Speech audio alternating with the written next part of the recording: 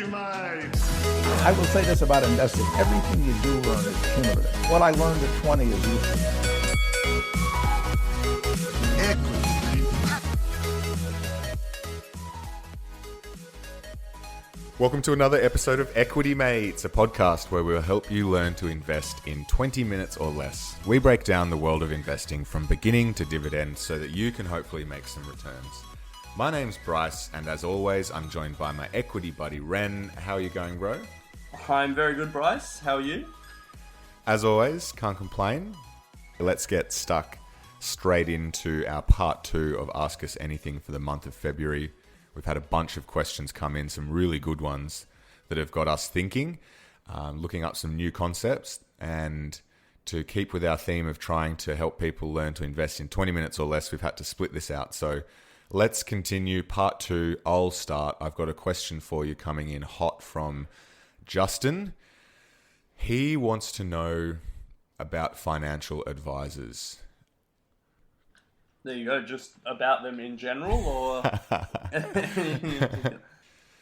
He obviously listens intently to us, and we say that we're not professionals in any way and to go and speak to financial advisors. So he wants to know, do we have any advice in terms of who to go and speak to, where he can find good advisors, that sort of stuff? What are your thoughts? Yeah, it's a really good question, and I guess we've probably done our listeners a disservice by saying go and get financial advice and then just leaving it at that. So good question, Justin, and hopefully it helps a lot of listeners out there who are looking to get started. So what advice do you need when you're looking for an advisor? I guess the first one is how do you even start finding them? Rather than just jumping on Google and financial advisors near you, you can go, there are 2 services that you can use. The Financial Planning Association and the Association of Financial Advisors each have a find an advisor service.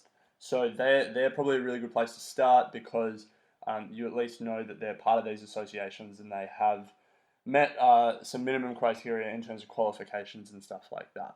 So when you have done the search on either of those platforms and you found someone near you, one of the first things to check is that they or the company that they work for has an Australian financial services license. Having that license puts a number of obligations on them to act in your best interest. After that, and this is something that you might have to just ask them, or you can ask to see their financial services guide. It's a particular document that all financial advisors should have and should be able to provide you.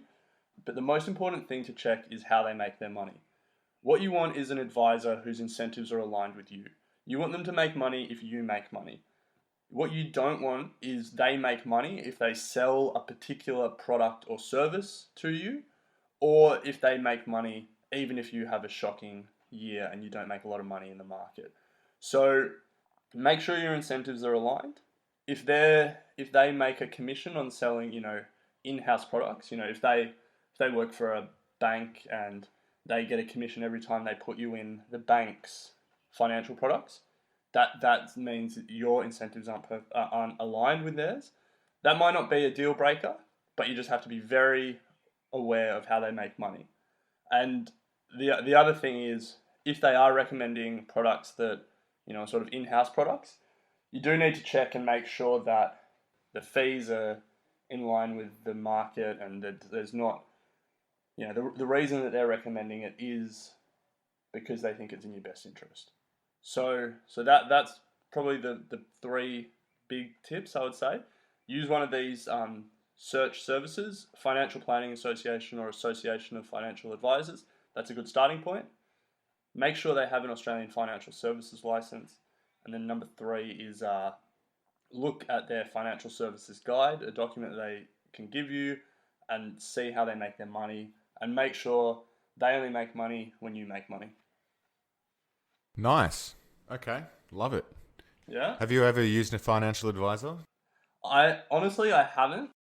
We started this podcast while we were at uni and I've only just started working, but it's probably something I should do at some point, but I haven't got around to it yet.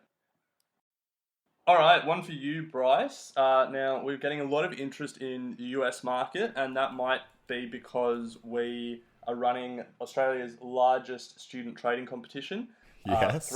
through Stake. So there's probably a lot of people trying to get ready for the competition and learn about American shares. So this question is about the best way to monitor and discover stocks in the US. What are some of your go-tos to find trading ideas and then to monitor them once you put them on your watch list or you've bought them? Great question. The difference between monitoring and discovering, brokerage platforms now are getting better at allowing users to do both. They also do help you discover new stocks by the way that they present the stocks in their sort of discover screen. So they put it in terms of thematics and indexes and that sort of stuff. So it's a great way to go down rabbit holes. In terms of monitoring and discovering as well, Bloomberg.com is an excellent resource. They, incredible amount of information across not only just equities, but commodities and a whole bunch of different sorts of assets. And you can get up-to-date information on pretty much anything. So that's a great place to start. To discover stocks as well, absolutely, Wall Street Journal. I think they've got a paywall on them, so you need to kind of get around that if you don't want to pay for it. But you can just do that through Google. I'm sure that's how you do it, isn't it, Ren? Come on, mate. We can't encourage people how to break paywalls. Wall Street is a good... What Bryce meant to say was the Wall Street Journal is a great publication, and if you want to subscribe to it, there might be some good content there. That is not what I meant to say, but anyway, another one that I'm really getting to enjoy lately is CNBC, another publication in America worth checking out. I think those are probably my go-to. Stake, Bloomberg, Wall Street, and CNBC. And also our thought starters on Monday morning. If you haven't signed up to that, definitely do so. I reckon one other that's probably worth putting in there is if you want to track your shares and one thing you might want to do is set up a Google Sheet, and you can use that to pull data from about particular companies. So if you want to see like how the share price is tracking and all of that, and that might be one way where you can sort of input your own data, what you bought it at, how many you bought, and then you can pull data from whatever information source Google gets their data from, and you can have like live share price, stuff like that next to it as well. So that might be one to sort of build yourself to help monitor.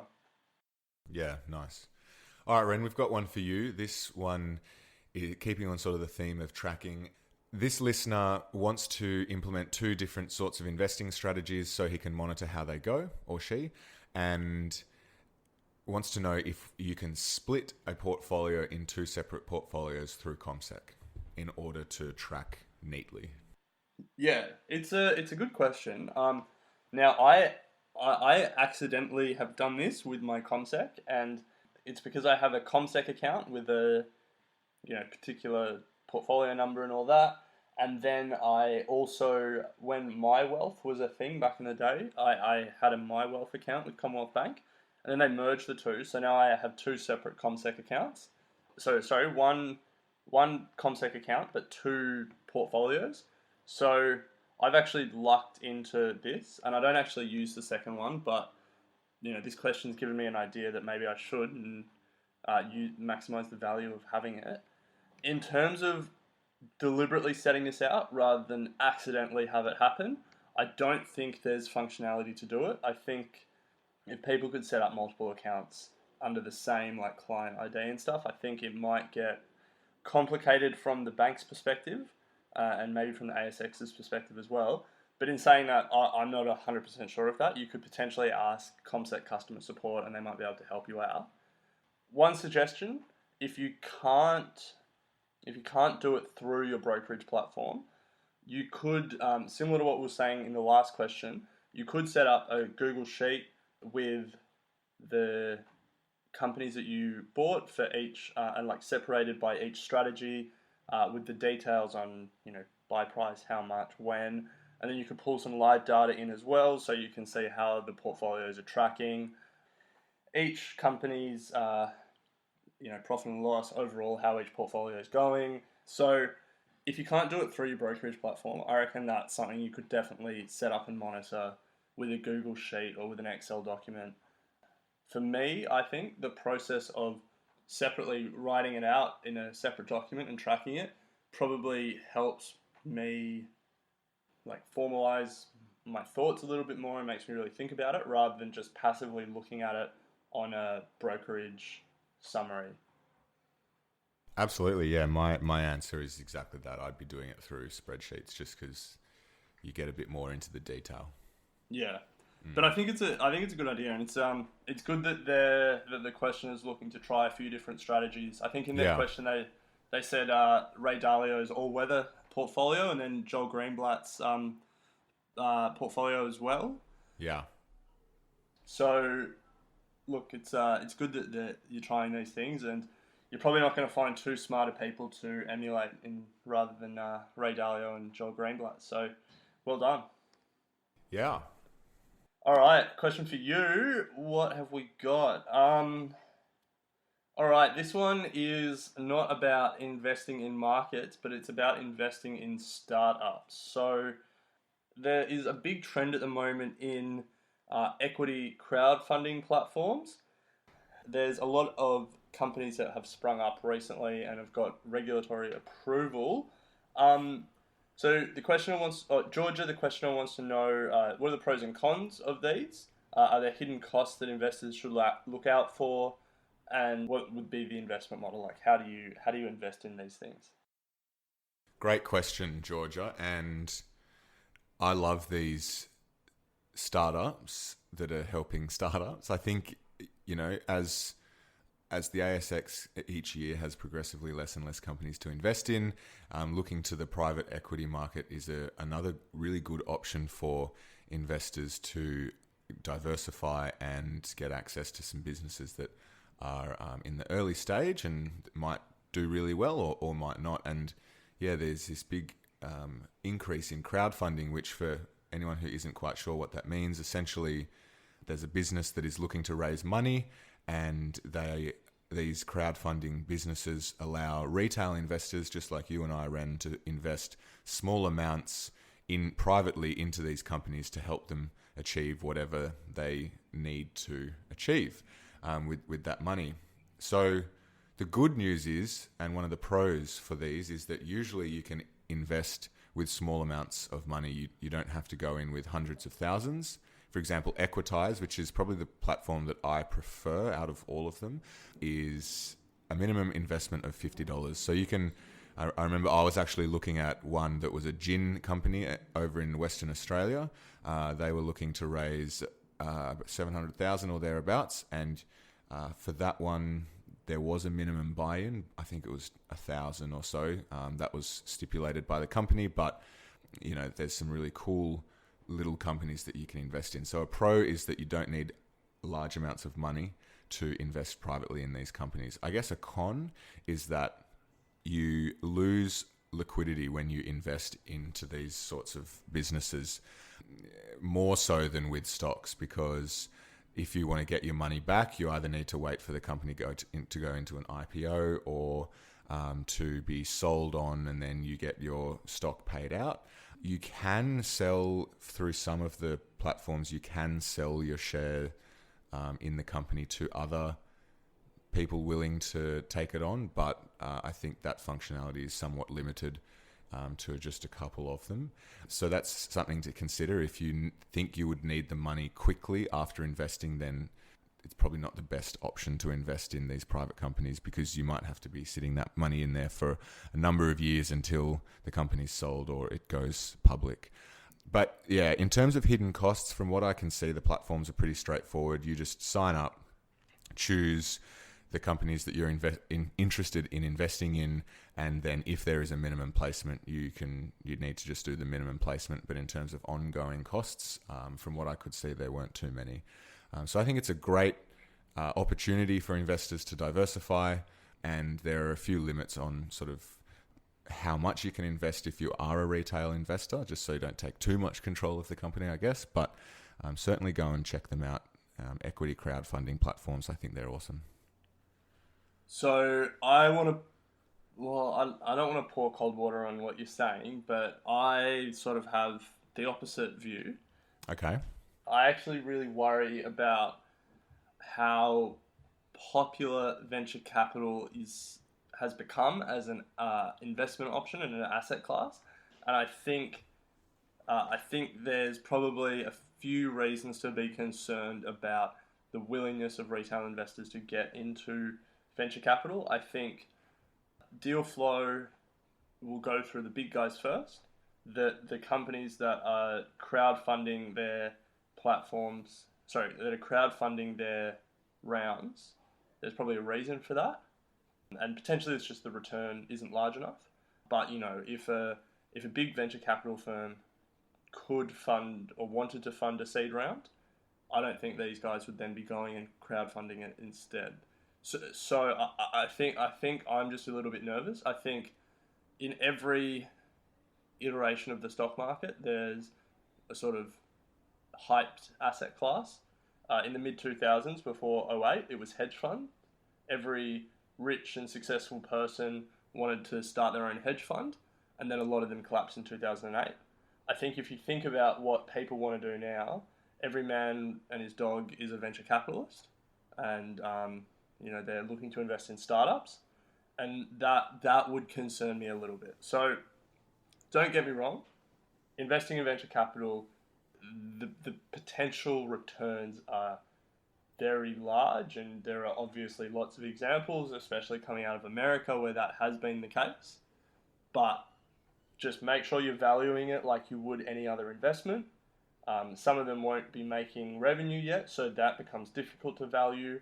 You're going to have to use your best judgment, but don't allocate too much of your money to it, because as Bryce said, the money gets locked up in a lot of times. It's very illiquid, tough to get out, but also a lot of companies fail. Like that's a truism, but that means a lot of money invested in venture is lost. And when there's a lot of money chasing maybe not that many good opportunities, the money starts to go to riskier and riskier investment options and worse businesses in this case. So, look, don't get me wrong, there's probably a lot of money to be made in this crowdfunding venture space, but I personally am a little concerned about it, I guess. Yeah, the risks. No, you're completely right, Ren. Like all types of investing, these things come with risk, and particularly investing in startups, as you said, ones that probably aren't as prominent as the ones that the bigger guys are going for, then the level of risk is certainly quite high with these sorts of things. So definitely do a lot of research before going into these sorts of things. The platforms make it seem all very sexy and whatnot, that you can invest in a liquor company, but you need to certainly do your own research and understand why they need the money. And I reckon if any of the big crowdfunding companies, if anyone who works for them is listening, come on, let's have a discussion about it. Because look, I'll probably throw some money in it at some point, but it's money that I'm willing to lose. But I reckon that would be a good conversation to have. I've reached out to Equitize, so I might follow up on them and try and get them on. I agree. It'd be good to sit down and chat to someone. All right. Anyway, speaking of chatting to someone, I've got the next question for you. So, no, you just asked me that question. No, I just hijacked your question, didn't I? Yeah. All right. This is a quick one for you, Ren. Remembering pre-GFC when companies had a progressive dividend policy, and that means dividend increases every year. Is this still a thing, or was it a passing fad? And do you think it's desirable to hold stocks that do that? So I guess I'm on a little bit of a negative trend at the moment, given my last answer and what I'm about to say to this one. I really don't like the concept of a progressive dividend policy. The questioner sort of alluded to it. It was like an in vogue thing for companies to talk about. And essentially it means that regardless of what's happening for the company, every year they're going to raise their dividend. And obviously you can understand why investors that are chasing dividends would love that. The thing for me though is that most businesses aren't, straight lines that just grow incrementally larger every year. Like, profits are uncertain, markets are cyclical. There is so much uncertainty to just guarantee that every year you're going to raise your dividend. Unless you're like a Transurban or some infrastructure company that can just raise prices on the only road in town every year, it doesn't make a lot of sense to me. So anyway, in saying that, some companies still have the policy in place. A lot of them have killed it off. So BHP, the big mining company, killed theirs off in 2015. Rio Tinto killed theirs off in 2016. You're probably not going to see a lot of them these days. But, I mean, for me, if a company announced that they were going to do it, it wouldn't make me want to invest in them anymore. It would you might be guaranteeing in the short term that you're going to get a raised dividend every year. But at some point in the long term, every business, regardless of how well run they are, will have a tough time. And to have to guarantee that you're going to raise your dividend every year just seems illogical. Yeah, I agree. And yeah, it's the question of could they be doing something better with the money that they've just guaranteed goes up each year. It's a good one. Yeah, and I mean, like, the worst case scenario is they have a bad year and they have to borrow to fund their dividend. Yeah, which isn't unheard of, but I just don't understand it. Yeah. So okay. Next one for you, and we're getting to the end of it. This has been a marathon. Okay, so question is that there seems to be a price war between online brokerage platforms, and they keep reducing the amount that they're charging for commissions to the point where Stake in Australia and Robinhood in America actually don't charge per trade. However, the question is asking about the bigger brokerages that are for sophisticated investors and wholesale investors, where they all seem to charge in the sort of 0.1% range, so like 10 basis points each trade. The question is asking why isn't there a price war in this sector? Why aren't they competing for high value investors with hundreds of thousands or millions of dollars to invest? That's a good question. My thinking is that, and you probably have a view on this as well, Ren, but it's all it's like an economies of scale sort of thing, where the cost of transacting for someone who's investing $100 is the same as someone who's investing 110, 120,000 or beyond. And so that's why they sort of charge a higher fee for smaller amounts. And I guess that's probably my thinking on it. That they are competing, I guess, for high value investors with investing over hundreds of thousands of dollars, but the money that they get on that 0.1% is still quite considerable if you're talking investing millions of dollars. So that's sort of my thinking on it. Yeah. So I reckon one thought on the smaller end of town, there's definitely a price war, but I don't know how sustainable it is. I reckon like Robinhood is losing money, I'm pretty sure. Like IG keeps changing their fee structure. I'm really interested in this price war that's going on, and interested in seeing how sustainable it is. In terms of the bigger end of town though, I think they're obviously competing, but I think they're probably competing on other things. It might not be a price war, but it would be things like analyst research reports. What else? If they're broking through a major investment bank, what other services do the investment bank offer? I think there's plenty of ways that these guys compete, and they would compete ruthlessly, but it just may not show up in the brokerage cost per trade. Yeah, there's I can't remember the name. I wish I could, but there was one platform that I came across the other day that offered a flat fee of, I think it was $8 or something, regardless of the amount that you were investing, up to like the high hundreds of thousands. And that certainly quite a competitive price, because if you're investing hundreds of thousands and only have to pay $8, then your cost of brokerage is considerably less. And I think for them, as we know, with the smaller end of town, it's all about the volume, and so that's why it's so competitive at the smaller end, because they need as much volume coming through as possible to actually sort of break even. So something else to consider. All right, Ren, anything to add, or will we move on? No, let's keep going. Okay, so I've got one for you. All right, Ren, can you please explain covered calls and if there's something an everyday investor can do themselves? Yeah, so this is about trading options. This is, again, something that most listeners probably won't need to worry about, but good to understand. So options are basically, they give you the option to buy or sell something at a future date.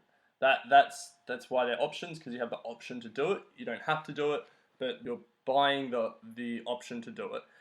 A really simple example is if you buy the right to buy a share of Facebook in a year at $100, and in a year Facebook is $300, you can exercise that right through the option and pay $100 for a share that's worth $300, and you've made $200.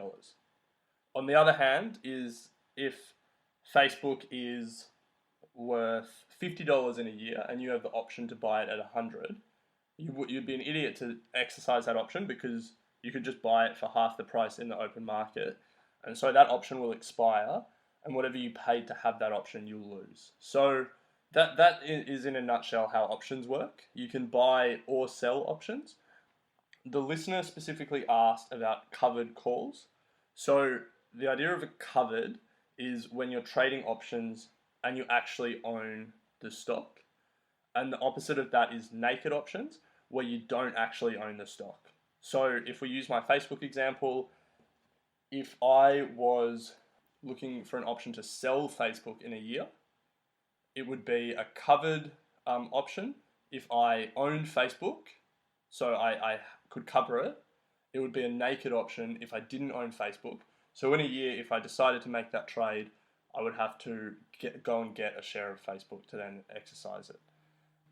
Naked options are riskier, and they carry the risk of unlimited risk, because a stock can go infinitely high. So that's in a nutshell the distinction between covered and naked. Now the second part of it was calls. So there are two types of options. There's put options, which give you the right to sell something into the market in the future, and a call option, which gives you the right to buy something in the future. So the listener asked about covered calls. So covered means you own the stock, and call gives you the right to buy something in the future.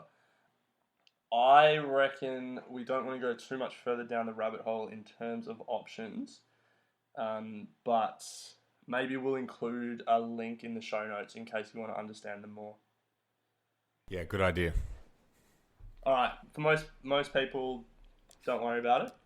But if you are interested in options, you can do some research and just don't take too much risk. All right, I'll ask you one.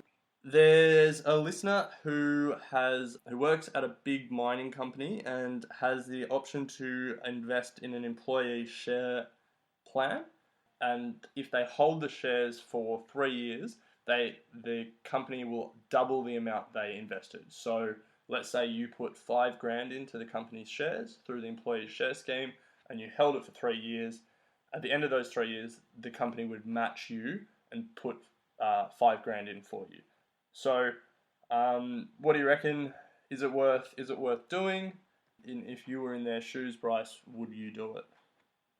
Yeah, so I would obviously caveat this with, this is probably one that you should seek further advice for, and everyone would have their own way of dealing with this, and without knowing too much about the specifics of the share scheme. But if I was to talk from personal experience with share schemes, it's usually pre-tax, so that means they will take money out of your pay prior to taxing it, and then use that money to invest at regular intervals throughout over the 3 years. Now, that in itself is worthwhile doing, in my opinion, because you're getting a 30% discount on the purchase price of the stock purely because you're not having to pay, because it's pre-tax money. So if the 5,000 is something that you can live without, then absolutely, in my opinion, I would be doing it. And then if the company is then going to match what you put in, I think that's equally as good. Whether or not they allow you then to withdraw the 5 as soon as they fund, or match it, I'm not sure what the rules would be. But another thing to consider is that the company that they work for does pay a pretty nice dividend. And so if you're getting a 30% discount on the stock because it's pre-tax and your company is going to match the 5,000 as well, you're going to have a nice little kitty of 10,000 in a dividend paying stock. That if there's no other sort of good option out there that you think in terms of growth, then this company will pay you a healthy dividend, and that's where you can really let compound do its thing over time. So definitely go and speak to someone, I think, in terms of where you might want to put your money otherwise. But I think from a point of view of taking advantage of the pre-tax and also the dividend and your company matching what you've put in, I think it all adds up to a pretty nice option to have. Yeah, so potentially, we don't know the specifics, but potentially this company is offering you zero downside trade. So if you, and I need to understand it, but if this is the case, every employee should be doing it. So if you put the $5,000 in and the company say, we're going to match the amount of shares that you bought, then there's downside. But if you put the $5,000 in and they say, in 3 years we'll match the amount of money that you put in, then if you lose 99% of your investment and the company goes to 1 cent a share, and at the end of 3 years the company says we're going to match the money that you put in at the start, then you just get your $5,000 back. So, obviously we don't know the specifics, but potentially there's a very limited downside and a lot of upside. So, I mean, I would... Seems like a no-brainer. Speaking personally, without knowing the details, it's definitely something I would be looking to do. But, yeah, as you said, we're not financial advisors. We can only speak personally. And obviously we don't have the deal book in front of us, so we don't know all the specifics. But, yeah, look into it. Okay, so let's see what else we've got for you. The listener has read the J.L. Collins book, The Simple Path to Wealth, which he recommends to us, so we should put that on our reading list. And they recommend putting a majority of money into Vanguard's VTSAX. And he wants to know if there is anything similar to that in Australia or that Australians can invest in. And are they the same thing, or is there anything to invest in that might be a little bit better than what the book recommends? So, very simply, VTSAX, that is Vanguard's total US stock market mutual fund. So, as an Australian, I think it's hard to invest in mutual funds, but you can invest in exactly the same product through the US markets, and that has the ticker VTI. So VTSAX is a mutual fund, VTI is an ETF, but they both track the same index. So you could get exposure to what the book's talking about through investing in VTI. Now, because it's listed in America, it's in US dollars, and you're exposed to movements in the US dollar currency against the Aussie dollar. So if you wanted to invest in the Australian version of it, it's still the same total US stock market, but it's listed on the ASX and it's listed in Australian dollars. The ticker is VTS. So they all track the same index. It's just, one's a mutual fund, one's listed in the US in US dollars, one's listed in on the ASX in Australian dollars. One that I've come across recently, Ren, is the Russell 3000 as well. It's listed in the US, so you'd need to go through someone like Stake or perhaps international brokers, CommSec or one of the banks. But The Russell 3000 is similar in that it tracks the entire US stock market as well. Worth having a look at. They also do the Russell 2000, a little bit off topic, but I thought that was interesting. It's an index that tracks the bottom 2,000 companies in terms of market cap, I'm pretty sure. And it's been performing pretty well of late. And then there's also one, Ren, that we speak about and that has come up in the Millennial Money book, which is the MSCI World Index. So it's taking it another step further and allowing you to invest into an index that tracks, I guess, the entire world. Yeah. There's heaps of broad indexes out there. Yeah, you literally can bet on just the world getting more productive. Yeah. It's probably not a bad bet to make. Anyway, well, that's a topic for another day because we are yammering on here. I think we got one last question. Do you want to ask it? Yes. So this question comes specifically for you, Ren, and this listener wants to know about uranium and what are our thoughts on uranium. There's been some stuff on Twitter regarding it being potentially the next big bull market, likening it to crypto and those sorts of things, massive returns. And he's attached a few articles for us to read, and he wants to know what are your thoughts on the uranium market? So, to start with, Here we go. The fact that people are comparing it to crypto is a red flag in and of itself, because essentially they're saying it's the next massive bubble. So, I'm not a fan of the analogy. But in terms of asking about uranium more generally, so uranium is a commodity like iron ore is, like coal is, like oil is, and you can trade uranium. The only thing is that similar to every commodity, but more so with uranium, it is subject to such regulatory pressures in every stage, from exploration and mining to the buying and selling of it, to the refining and use of it. What countries can do it, who can do it, how it can be done, what needs to be inspected, blah, blah, blah. There is a regulatory risk if you're investing in the sector that probably doesn't exist in the same way if you're investing in iron ore, say. So that's always something to keep in mind. Regulatory risk aside, I think there's definitely merit in uranium and nuclear power. I think it's used over the world and it's very safe on the most part. The only thing is when something goes wrong, it can really go wrong. There was an example in Russia and an example in Japan that everyone can think of. But on the whole, it is quite safe. It's clean, and there's obviously a question about what happens with the waste. No one can answer that well at this point. So, look, that's a long way of saying I haven't read these articles that say it's going to be the next crypto, potentially, but I think what would need to line up for it to happen is a pretty broad acceptance of it as a fuel, and then governments to line up and support it from a regulatory standpoint to allow it to sort of be used more and traded more, and more countries to have access to it and to have the technology to refine it and all of that. So I think there's probably some things that would have to fall into place to see a real bull market in it, a crypto style bull market in it. But in saying that, who knows? We wouldn't have guessed cryptocurrency a few years ago, so No. potentially.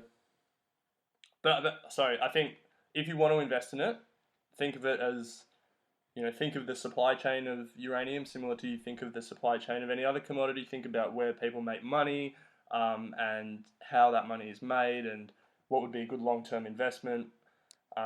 If you want to speculate on the price, we're probably not the podcast for that because I couldn't really give you a lot of advice on that.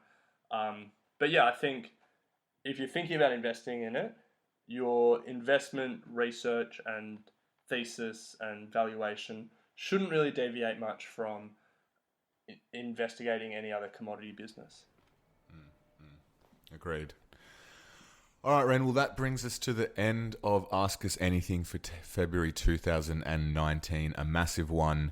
If we double the amount of questions that we get in March, then we're going to be in a bit of trouble. So you and I will have to come up with a way to vet these questions. We'll do it at the best, maybe, to answer some of them online as they come in, and then save the others for the show that we think would probably benefit everyone.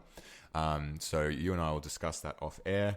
But all great questions. Love them coming in, and thanks everyone for sending them in.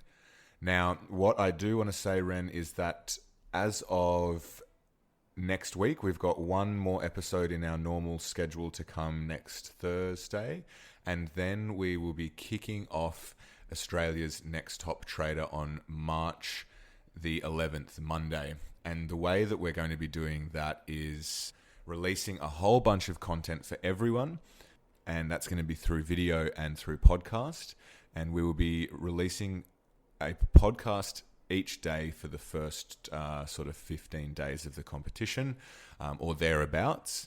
And just letting you know, because you will probably see your feed chock-a-block with Equity Mates stuff. Now, we'll be doing some structured sort of lessons, I guess, during that time, as well as every Monday will be a competition wrap, as well as what's hot and what's not, things to look out for during the week. And we'll be checking in with the CEO from Stake, Matt, to help us with that. So just a forewarning that is what is to come over the next sort of 3 weeks, and the competition itself is going to be running for 6. So if you haven't heard about the competition already, head to nexttoptrader.com.au and join up if you want to play along. Otherwise, anything to add, Ren? No, I think that's it. I'm pretty excited to get started. It's going to be awesome. Get some people on a plane to America. Yeah, we should add we've got ads on the start of each episode at the moment, but yeah, we are sending the winner to New York, so it's going to be epic. I can't wait to see how everyone trades. Ren and I will be keeping track of a few people as they trade and seeing what their lessons and learnings have been. So it's going to be awesome for everyone to learn along the way. So I think we'll also trade. We can't win, but we may as well jump in and give back. Oh, absolutely. Yeah. Okay. All right, mate. We will talk next week. Equity Mates and the people appearing in this program may have positions in the companies mentioned. This is general advice only. Please speak to a financial professional to understand how it may pertain to your individual situation.